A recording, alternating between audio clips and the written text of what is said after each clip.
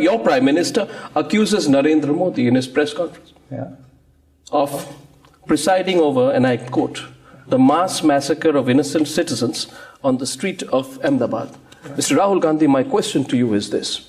Do you agree with your Prime Minister when he says that?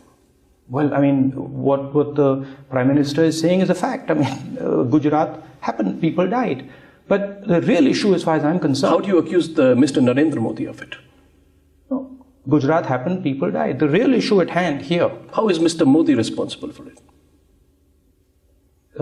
He was Chief Minister when Gujarat happened. But the fact remains that Narendra Modi has been given a clean sheet in the Gulbarg massacre case by the SIT and the court, Mr. Gandhi. My question to you is, can the Congress party sustain its attack on Mr. Narendra Modi on this issue when he has been given the clean sheet by the courts in the Gujarat riots?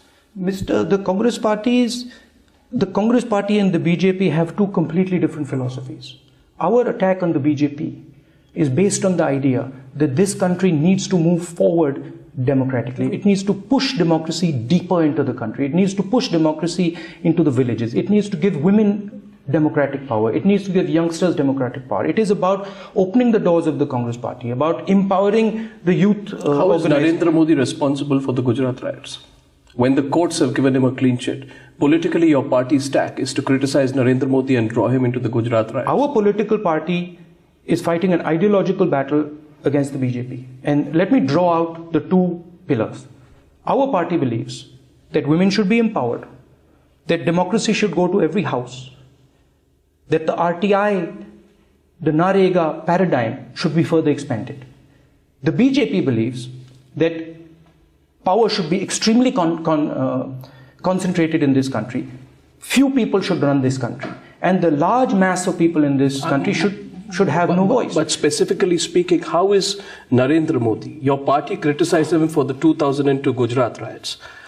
How can you do that when he has been given a clean sheet in the Gulbarg massacre by the SIT and the court? It was challenged in the court. The court upheld the SIT findings, and therefore, legally speaking, Mr. Rahul Gandhi, you cannot draw Narendra Modi into the Gujarat riots, implicate him personally. Do you believe that strategy of your party is fundamentally wrong? The strategy of my party is very simple. Everything that we have done over the last 5 years, 10 years. In fact, if you look all the way back to the freedom movement, every single thing we've ever done is empower people, We empowered people in the freedom movement. We empowered farmers in the Green Revolution. We empowered the citizens of India when we did the telecom revolution.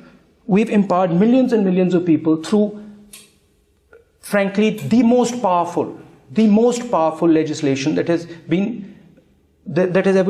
taken place in this country, called the RTI, Right to Information. Things that used to be closed, things that were in closed doors that nobody knew about. I'll come to that, but you haven't answered my question on the Gujarat riots. Gujarat riots is the question. Your party has consistently wanted to put Mr. Narendra Modi on the back foot on the Gujarat riot. He says the courts have given me a clean sheet. And I'm asking you today, is your party's argument about putting him on the back foot on the Gujarat riots flawed, given the way the courts have looked? The Prime Minister stated his position on the Gujarat riots. The Gujarat riots took place. People died. Mr. Narendra Modi was in charge of Gujarat at that point.